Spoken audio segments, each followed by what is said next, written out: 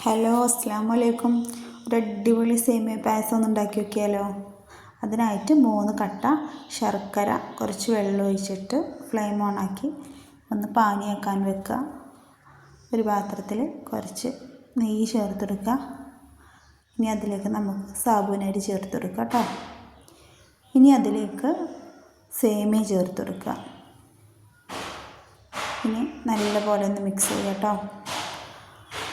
സാബൂനരി, ചവ്വരി എന്നൊക്കെ പറയും. നിങ്ങളുടെ നാട്ടിൽ എന്താ പറയുന്നതെന്ന് കമൻറ്റ് ചെയ്യണം കേട്ടോ. ഇനി വേറെ എന്തെങ്കിലും പേരുണ്ടെങ്കിൽ അതൊന്ന് കമൻറ്റ് ചെയ്യണം. ഫ്ലെയിം ഒന്ന് കുറച്ച് വെച്ചിട്ട് വേണം കേട്ടോ ഇത് വറുത്തെടുക്കാൻ, അല്ലെങ്കിൽ അടി പിടിക്കാനും കരിയാനൊക്കെ ചാൻസ് ഉണ്ട്. ഞാനൊരു 100 ഗ്രാം ചവ്വരിയും 10 രൂപേൻ്റെ ഒരു പാക്കറ്റിലെ സേമിയനുമാണ് കേട്ടോ ഇതിനായിട്ട് ഉപയോഗിച്ചത്. നല്ലപോലെ വറുത്തെടുക്കുക കേട്ടോ. ആദ്യമായിട്ടാണ് എൻ്റെ ചാനൽ കാണുന്നതെങ്കിലൊന്ന് സബ്സ്ക്രൈബ് ചെയ്തൊന്ന് സപ്പോർട്ട് ചെയ്യുക. മാക്സിമം ഫാമിലിയിലേക്ക് ഒന്ന് എത്തിച്ചു കൊടുക്കുക കേട്ടോ.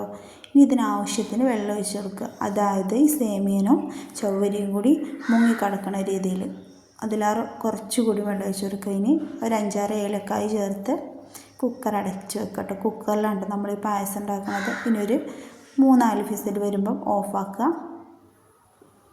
അപ്പോൾ നമ്മൾ നോക്കുമ്പോൾ ഇതുപോലെ നല്ല അടിപൊളിയായിട്ട് വെന്ത് കിട്ടിയിട്ടുണ്ടാവും കേട്ടോ.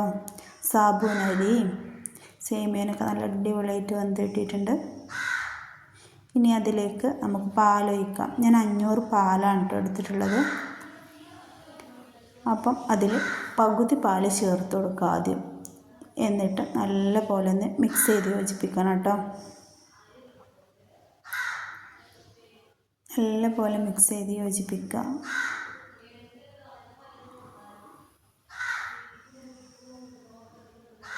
എന്നിട്ട് നല്ലപോലെ മിക്സ് ചെയ്ത് യോജിച്ച ശേഷം നമുക്ക് ഫ്ലെയിം ഓൺ ആക്കാം കേട്ടോ. എന്നിട്ട് ബാക്കിയുള്ള പാൽ കൂടി ഇതിലേക്കൊന്ന് ചേർത്ത് കൊടുക്കുക. ഇനി നല്ലപോലെ മിക്സ് ചെയ്യാം. എന്നിട്ടൊന്ന് തിളപ്പിക്കാം കേട്ടോ. പാലൊന്ന് തിളച്ച് ഈ പായസം ഒന്ന് തിളച്ച ശേഷം ഇത് ഓഫ് ചെയ്യണം കേട്ടോ.